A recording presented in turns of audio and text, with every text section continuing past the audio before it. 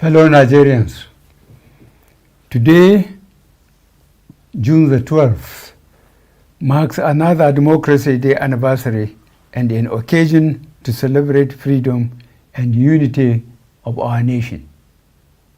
From 1999, we consistently celebrated Democracy Day to mark the end of military rule and the return of power and control into the hands of those freely elected by the people. On this day, Nigerians recommit themselves to ensuring we protect and preserve the ideals of democracy. In 2018, we moved Democracy Day from 29th of May to the 12th of June. This change was to remind all Nigerians of one free election after which the presumed winner, along with Nigerians, were denied their rights and their choice. On June 12, 1993, Nigerians saw the best in our citizens as we all went out to vote peacefully. By June 24, 1993, we also saw the worst of our leadership as the elections were annulled. We must never forget the sacrifices of the heroes of Nigeria's democracy during 1993. Their patriotism and peaceful struggle should guide our actions, especially when it comes to electing our leaders and holding them accountable now and in future. Fellow Nigerians, this is my last Democracy Day speech as your president. By June 12, 2023, exactly 1 year from today, you will already have a new president. I remain committed and determined to ensure that the new president is elected through a peaceful and transparent process. It is important for all of us to remember that June 12, 2023 will be exactly 30 years from 1993 presidential elections. In honor and memory of one of our national heroes for democracy, Chief MKO Abiola, GCFR, we must all work together to ensure this transition is done in a peaceful manner. I am hopeful that we can achieve this. The signs so far are positive. Recently, all registered political parties conducted primaries to select their candidates for the 2023 general elections. These primaries were peaceful and orderly. Those who won were magnanimous in their victories. Those who lost were gracious in defeat. And those aggrieved opted to seek judicial justice as opposed to jungle justice. I followed the party primaries closely from the state level to the presidential level. I was very impressed to see across all the political parties that most candidates ran issue-based campaigns. The language and the tone throughout were on the whole measured and controlled. Another positive that came from the 2022 party primaries was a significant increase in women and youth, particularly across all parties. I was very pleased to see this development. This augurs well for the future. These trends clearly show the level of maturity our democracy has achieved in the last 23 years. As we move into the general election campaign season, we must sustain this mature attitude to campaigning and ultimately voting. We must never see it as a do or die affair.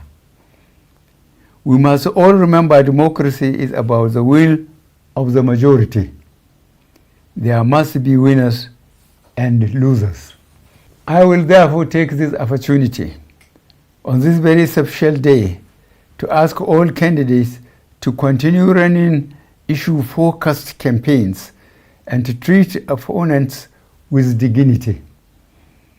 As leaders, you must all showcase high character and never forget that the world is watching us and Africa looks up to Nigeria to provide example in governance. The tone you set at the top will surely be replicated in your followers. For the voters, I am pleased to inform you that in the last 7 years, our government across all tiers has made significant investments to reform and enhance our electoral laws, systems, and processes to safeguard your votes. The executive, legislature, and judiciary were and still remain united and committed to ensure those reforms are fully implemented in the 2023 general elections. Fellow Nigerians, your right to choose your government will be preserved and protected. I know many of us are concerned with the rise in insecurity due to terrorist activities in parts of the country. As a government, we are working hard to contain and address these challenges and ensure that the 2023 general elections are safe and secure for all Nigerians.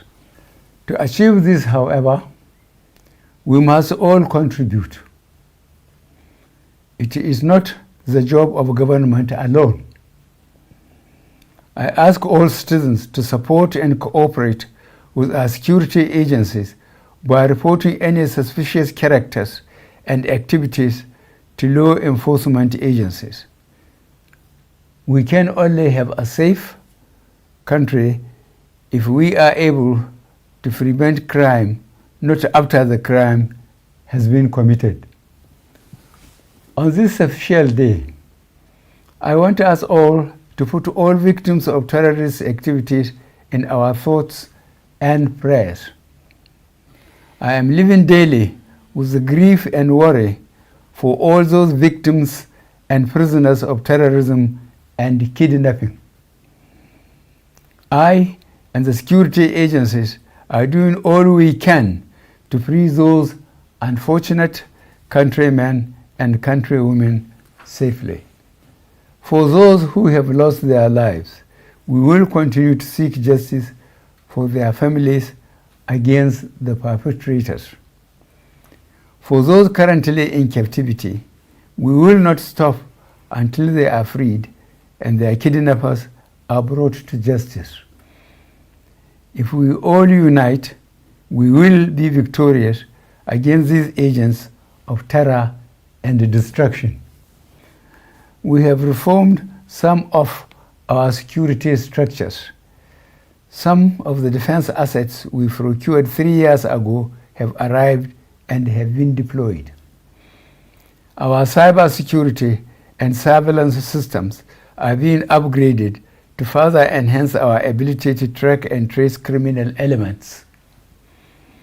We are also recruiting and training new personnel across all our security and intelligence agencies to strengthen the country's overall security. I will conclude this Democracy Day speech, my last as president, by assuring you of my commitment to protect Nigeria and the Nigerians from all enemies from within and outside. I am also promising you a free, fair, and transparent electoral process. And I am pleading with all citizens to come together and work with government to build a peaceful and prosperous nation. God bless the Federal Republic of Nigeria.